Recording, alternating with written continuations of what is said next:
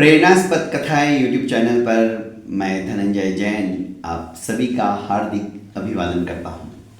छोटी सी कहानी डीजे की जुबानी। दोस्तों, निशा अपने पिहर में आई हुई थी और 1 घंटे से बड़बड़ किए जा रही थी। माँ, अब मैं जिंदगी में कभी भी अपने ससुराल जाने वाली नहीं हूं, जहां पर मेरी भावनाओं की कद्र नहीं होती है, मेरी तरफ किसी का ध्यान ही नहीं जाता है, मेरे सुख दुख में कोई साथ ही नहीं देता है। ऐसे घर में मैं क्यों जाऊं? और मेरे पति को भी सिर्फ और सिर्फ उनकी माँ की चिंता है, मेरी चिंता नहीं है। बड़े अपने आप को श्रवण कुमार समझते हैं।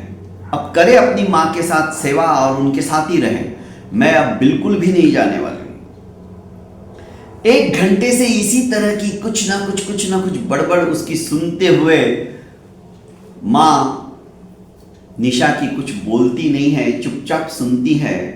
जब उसकी बड़बड़ बंद हो जाती है तो माँ कहती है, माँ का नाम विभा, निशा को कहती है कि निशा, एक बात बता, हम सब्जी मंडी जाते हैं तो हमें यदि कोई सब्जी खरीदनी होती है तो हम क्या करते हैं?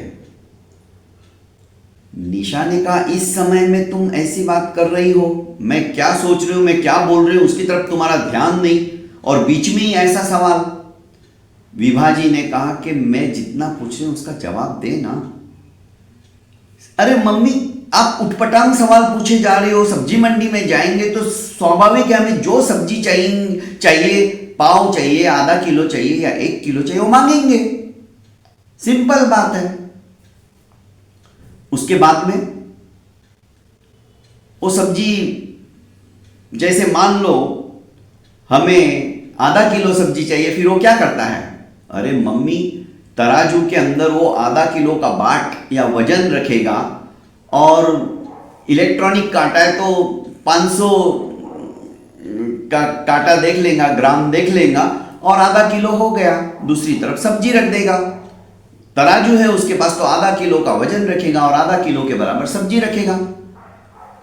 इतना तो कॉमन सेंस मम्मी आपको होना चाहिए ना। आप मुझे ऐसे सवाल क्यों पूछ रही हो? अब विभा जी ने निशा से कहा कि बेटा, तुम अपनी सासू मां से, अपने परिवार वालों से, जो कि तुम्हारा ससुराल है, अब अपेक्षा तो बहुत कुछ रखती हो, पर बदले में तुम क्या देती हो उनको? क्या तुम अपनी सासू मां को मां की तरह प्यार देती हो? क्या तुम अपने पति को सहयोग करती हो?